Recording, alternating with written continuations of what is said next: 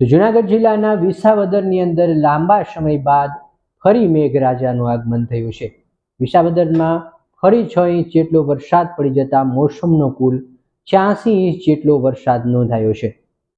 વિસાવદરની અંદર લાંબા સમય બાદ વરસાદની એન્ટ્રી થઈ હતી. વિસાવદર પંથકમાં લાંબા સમય બાદ ધોધમાર 6 ઇંચ વરસાદના દ્રશ્યો સામે આવ્યા છે.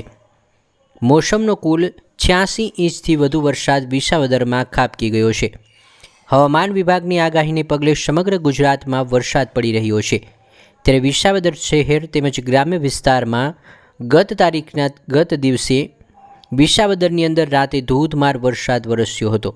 ત્યારે વિસાવદર શહેરમાં સવારના 9:30 સુધીમાં 156 મીમી એટલે કે 6 ઇંચ જેટલો વરસાદ પડી ગયો છે.